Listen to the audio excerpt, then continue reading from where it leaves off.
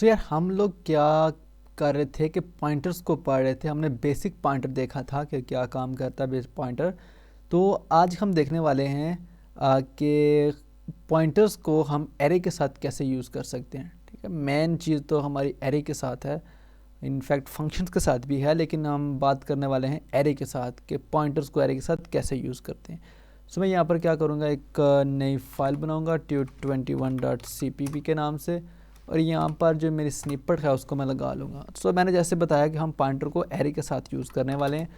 सो मैं यहाँ पर क्या करूँगा, एक इंट एरे बनाऊँगा, ठीक है, और एरे का नाम मैं एरे रख देता हूँ, और ये एरे मैं बना रहा हूँ 5 साइज़ का, ठीक है, और इसका जो साइज़ है मतलब 5 है।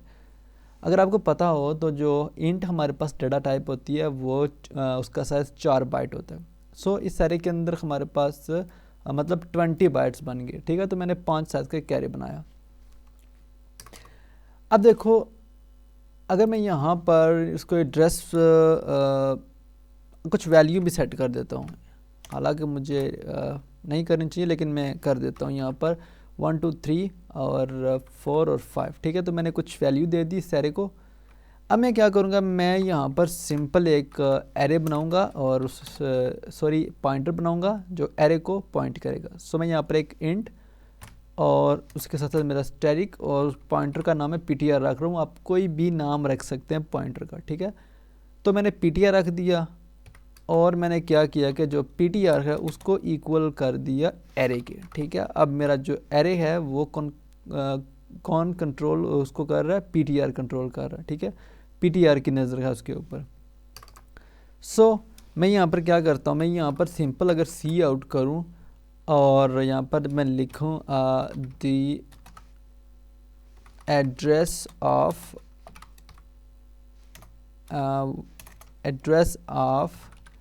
एलिमेंट 1, ठीक है।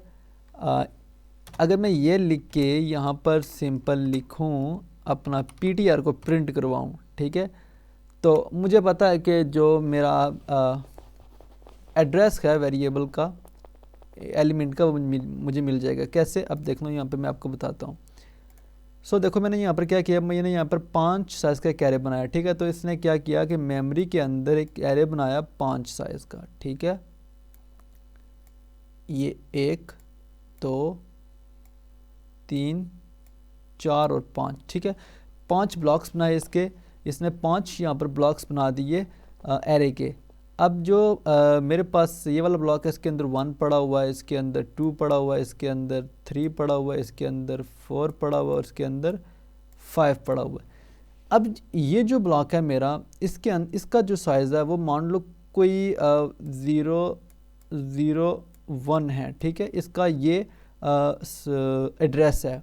जो मेरा सेकंड ब्लॉक है उसका जो एड्रेस है 0 0 और ये अगर 1 है, या इनफैक्ट ये 0 0 0 है, मतलब 3 0 हैं, तो जो अगला ब्लॉक होगा वो मेरा 0 0 4 होगा। क्यों 4 होगा, क्योंकि जो हमारे पास इंटीजर डेटा टाइप होती है वो 4 बाइट का होता है, ठीक है। तो इसलिए 4 बाइट का गैप रहेगा यहाँ पर, ठीक है। यहाँ पर ये 0 0 0 और फिर ये 0 से 4 तक, और फिर जो मेरा तीसरा होगा वो होगा मेरा यहाँ पर 0 0 8, ठीक है, मतलब 4 बाइट का डिफरेंस रख के चलेगा। और इसी के साथ जो नेक्स्ट होगा वो होगा मेरे पास 0 0 और 8 और 4 12 होगा, लेकिन 12 नहीं होगा क्योंकि यहाँ पर इसके बाद हेक्साडेसिमल शुरू हो जाती है। तो उसके लिए 12 के लिए हम यूज़ करते हैं सी। अगर आपको हेक्साडेसिमल का पता हो तो आपको पता होगा कि ये कैसे यहाँ पर सी आया।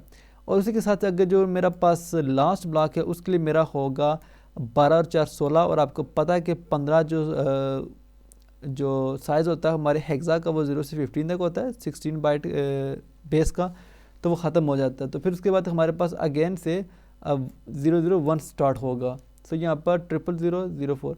तो इस चीज़ में आपने डीप नहीं जाना, आपने जस्ट ये समझना है कि मैं क्या कहना चाह रहा हूँ।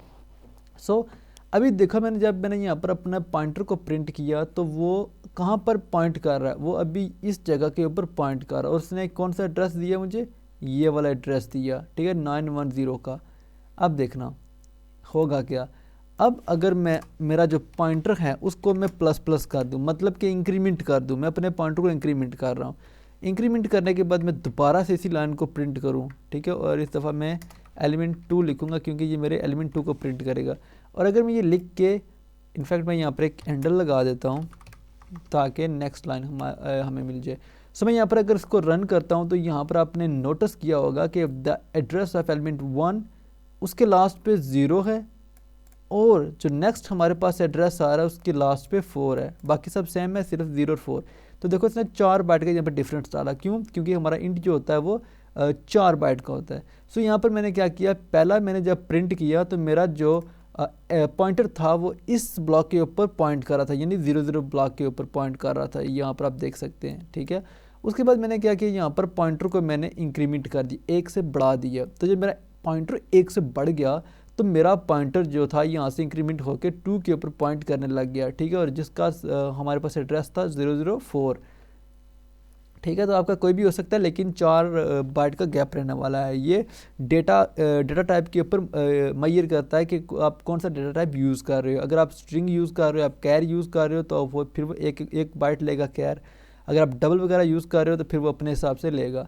सो यहाँ पर उसने क्या किया, 4 बाइट से इंक्रीमेंट कर दिया। अब ये मेरा जो पॉइंटर है यहाँ पर पॉइंट कर रहा है। अगर आप इसकी यहाँ पर वैल्यू भी देखने चाह रहे हो ना तो आपको वो वैल्यू भी मिल जाएगी, ठीक है। तो मैं यहाँ पर सिंपल क्या करता हूँ, इसको डी रेफरेंस करके अगर मैं रन करता हूँ तो यहाँ पर आपको वो जो वैल्यू है वो वैल्यू भी मिल जाएगी। और आप यहाँ पर देख सकते हैं कि यहाँ पर आपको वैल्यू है वो जो 2 मिल गई है। और मैं यहाँ पर क्या करता हूँ, एक एंडल यार लगा देता हूँ, मुझे एंडल की याद नहीं रहती पता नहीं क्यों। तो यहाँ पर देखें कि मेरा जो एड्रेस था वो 0 से 04 के ऊपर था और जो एलिमेंट का जो हमारे पास वैल्यू थी मैंने डी रेफरेंस करके उसकी वैल्यू देखी तो वो 2 थी, मतलब ये वाकई 2 के ऊपर मेरा पॉइंट कर रहा है पॉइंटर, ठीक है। अच्छा, इस लाइन को मैं यहाँ से हटा देता हूँ। अब मैं क्या करता हूँ, अब मैं करता हूँ एक बार फिर इसको इंक्रीमेंट करता हूँ और फिर से इस लाइन को चलाता हूँ और देखता हूँ कि क्या मेरा जो पॉइंटर है क्या वो फिर से इंक्रीमेंट होगा। तो मैं इसको अगेन से रन कर रहा हूँ और मेरा जो पॉइंटर है वाकया ही इंक्रीमेंट होगा। और यहाँ पर आप देख सकते हैं कि पहला 0, ठीक है, पहला ये लाइन प्रिंट हुई 0 के ऊपर, फिर उसने पॉइंटर को इंक्रीमेंट किया, फिर 4 के ऊपर आया, मतलब इस 2 वाले ब्लॉक के ऊपर आया। और फिर उसके बाद मैंने क्या किया, इसको इंक्रीमेंट कर दिया एक बार फिर। और फिर जब मैंने इस लाइन को प्रिंट किया पॉइंटर को तो वो देखो 8 के ऊपर चला गया, मतलब 4 बाइट आगे जंप कर गया। तो अब मेरा पॉइंटर कहाँ पे पॉइंट कर रहा है, इस 3 के ऊपर पॉइंट कर रहा है। अगर आपने इसकी वैल्यू देखनी है तो आपको पता है कि आप डी रेफरेंस करोगे तो आपको इसकी वैल्यू भी मिल जाएगी। और आप यहाँ पर देखो इसकी वैल्यू 3 हमें मिल रही है कि वाकई ही ये 3 के ऊपर 3 एलिमेंट के ऊपर पॉइंट कर रहा है। सो इसी के साथ साथ मैं क्या करता हूँ, इस लाइन को हटा देता हूँ। अगर मैं फिर से इस पॉइंटर को इंक्रीमेंट करूँ तो तब क्या होगा, तो तब भी ये यहाँ पर हमारे पास इंक्रीमेंट होगा। क्यों होगा, तब तक इंक्रीमेंट होगा जब तक ये हमारे जो एलिमेंट हैं ये ख़त्म ना हो जाए। तो देखो उसने 8 के बाद यहाँ पर हमें सी दिया। मैंने आपको बताया था कि ये जो हमारे पास जो हेक्सा होता है वो यहाँ पर स्टार्ट हो जाता है 10 के बाद। जो 10 के बाद हमारे पास हेक्सा के जो करैक्टर होते हैं ना, जो 10 होता है वो 1 इक्वल होता है हेक्सा में, ठीक है, हेक्सा में। सो यहाँ पर हमारे पास सी आ गया। तो 8 के बाद 4 12 मतलब सी। अब अगर मैं इसको एक बार फिर से इंक्रीमेंट करूँ तो ये क्या करेगा, एक बार फिर से इंक्रीमेंट करेगा और अब ये एलिमेंट 5 को पॉइंट करने लग जाएगा। तो मैं इसको अगेन से रन करता हूँ तो यहाँ पर ये देखें कि उसने क्या किया कि सी के बाद उसने फिर अब यहाँ पर 97 था और यहाँ पर 98 0 हो गया। यहाँ पर हमारे पास इंक्रीमेंट हो गया 4 बाइट्स। तो यहाँ पर देखो साइज़ यार इंक्रीमेंट होता जा रहा है बार बार। सो इसी तरह से मैं इसको ज़रा यहाँ पर कमेंट आउट करता हूँ। और अगर आपने उसके मतलब जो हमारे पास ये एलिमेंट्स हैं अगर आपने इनको एक्सेस करना है पॉइंटर के थ्रू तो उसके लिए भी सेम प्रोसीजर रहने वाला है। आप सिंपल क्या करोगे, सी आउट करोगे और यहाँ पर आप क्या करोगे, सिंपल पॉइंटर को प्रिंट करवा दो और आपने डी रेफरेंस करना है इस दफ़ा पॉइंटर को, क्योंकि अब डी रेफरेंस करेंगे तो आपको वैल्यू मिलेगी। सो अगर मैं यहाँ पर सिंपल इसको करके रन करता हूँ तो मुझे पता है कि मुझे 1 मिल रहा है, ठीक है। मैं यहाँ पर एक कैंडल यूज़ करता हूँ, ठीक है, मुझे यहाँ पर 1 मिल रहा है। अगर मैं यहाँ पर नीचे आके पॉइंटर को इंक्रीमेंट कर दूँ और उसके बाद इस लाइन को फिर से मैं रन करता हूँ अपने पॉइंटर को, तो मेरा जो पॉइंटर है वो 1 से इंक्रीमेंट होकर 2 के ऊपर चला गया, मतलब यहाँ पर ये 2 दे रहा है मुझे 2 की वैल्यू।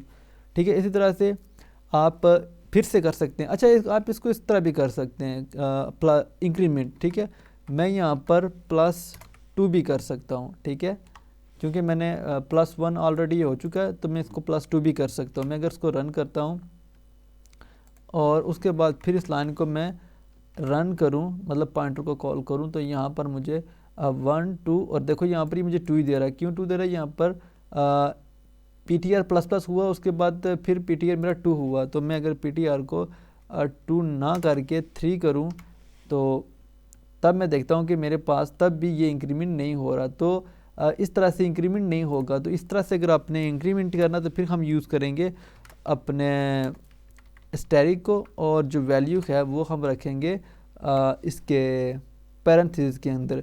लेकिन अगर फिर भी ना हो रही हो तो फिर हमने क्या करना है, हमने सिर्फ PTR को रखना है अपने पैरेंथेसिस के अंदर, उसके स्टैटिक समेत। ठीक है, और उसके बाद फिर जो है ना हमने इंक्रीमेंट करना है। सो हम फिर भी चेक करते हैं, लेकिन यहाँ पर ये फिर भी इंक्रीमेंट नहीं हो रहा। सो हम क्या करेंगे, इसको यूज़ नहीं करेंगे, हम सिंपल यूज़ करेंगे PTR++ को। सो यहाँ पर मैंने फिर से PTR++ कर दिया। तो मैं फिर से अगर रन करूँ तो मेरा पॉइंटर जो है 3 पे चला जाएगा, यहाँ पर 1 2, और आप देखो ये इंक्रीमेंट एक से होने के बाद फिर से 3 के ऊपर चला गया। अच्छा, जो अभी मैंने बात पीछे की कि हम +1 +2 क्यों नहीं कर रहे, देखो एक दो चीज़ों में आप कर सकते हैं। ठीक है, +1 करेंगे एक से इंक्रीमेंट होगा, 2 करेंगे 2 से इंक्रीमेंट होगा। लेकिन जब ज़्यादा वैल्यूज़ होंगी ना तो आपको समझ नहीं आएगी कि आप कौन सी जगह पर वैल्यूज़ को इंक्रीमेंट कर रहे हैं। सो उसके लिए बेस्ट मेथड ये है कि आप सिर्फ PTR++ कर दें। इससे ये वो खुद उसको पता लग जाएगा कि आप किस जगह पर कौन सी वैल्यू को इंक्रीमेंट कर रहे हैं। सो इसी के साथ साथ मैं अगर फिर से इंक्रीमेंट करूँ और यहाँ पर इस लाइन को फिर से प्रिंट करूँ तो आप देखेंगे यहाँ पर 4 आ जाएगा। ठीक है, तो इस तरह से हम यार रेफरेंस करके उसके एड्रेसेस को एक्सेस कर सकते हैं और इंक्रीमेंट कर सकते हैं एरे के अंदर, और फिर डी रेफरेंस करके उसकी जो वैल्यूज़ के वो भी ले सकते हैं और उसको हम यहाँ पर एक्सेस कर सकते हैं और डिस्प्ले करवा सकते हैं। ठीक है, तो ये था यार पॉइंटर का कंसेप्ट एरे के साथ। सो आई होप ये आपको समझ आ गया होगा। अगर नहीं समझ आया तो कमेंट सेक्शन में मुझसे ज़रूर पूछिएगा, मैं उसको ज़रूर सॉर्ट आउट करने की कोशिश करूँगा। सो इसी के साथ इजाज़त, I will see you in the next video.